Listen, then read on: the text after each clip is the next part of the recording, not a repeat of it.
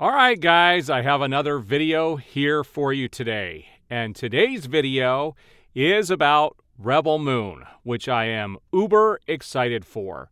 This is Zack Snyder's next big project, and I do think it is going to be the biggest of his career. He is creating a brand new IP that is going to take the world by storm. And I expect Rebel Moon to be a huge hit on Netflix. I really wish it was getting a theater release so that I could support it in theaters, and I have a bunch of friends who would go see it too. So I think Netflix, if you see this video, find a way to release it in theaters. Bring in that money. I will still have my Netflix account, and I'm still going to stream it at home, but I want to go into a theater to support it.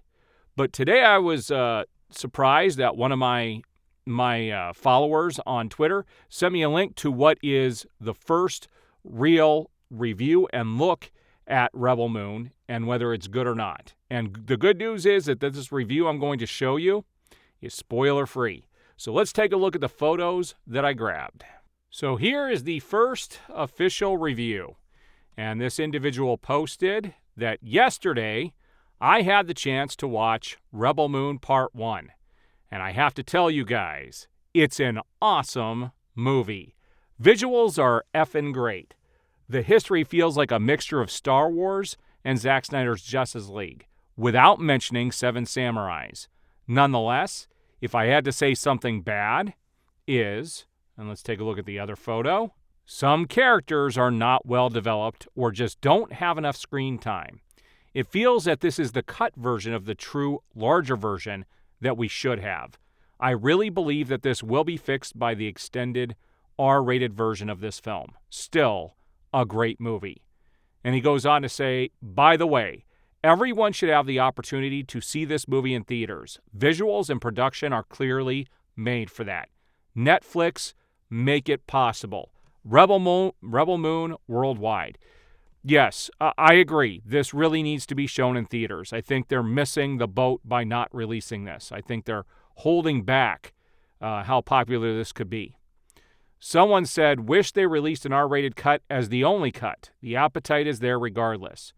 Someone said, or the individual who did this post replied with, yeah, me too. I mean, it's a very enjoyable movie, and it's not going to disappoint you. A simple history, but functional. However, acknowledging Zack's work, you can clearly notice that there is more history and development between some scenes and transitions that are simply cut. Yeah, and it's unfortunate that we're not getting the extended version along with this first version. They may just be putting the feelers out there, and we're getting two movies no matter what. They're coming. The other one's scheduled for April.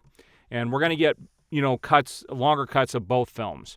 And it kind of reminds me of Lord of the Rings when it came out. I went to the movies and I saw I went and saw each of the films as they got released in theaters, but the extended cuts that got released later were so much better. Like, I can't even watch the theatrical versions, and I only own the extended versions of Lord of the Rings. And I think this is going to be the same thing, where this movie is going to be good, no question about it. I think it's going to hold up on its own, but it is going to be so much better when we get that extended cut. And we need to help make this big on Netflix for Zack Snyder, for Netflix, and to show people that Disney and these big companies like Warner Brothers, they're not the answer anymore. We've got these creatives who are allowed to have full creative control over these properties and be able to make the movies that they're supposed to make, and in turn is going to make those studios successful. All right, so what do you guys think about this first review? Are you excited to see Rebel Moon? It is coming up in just a couple of weeks. I am looking forward to it.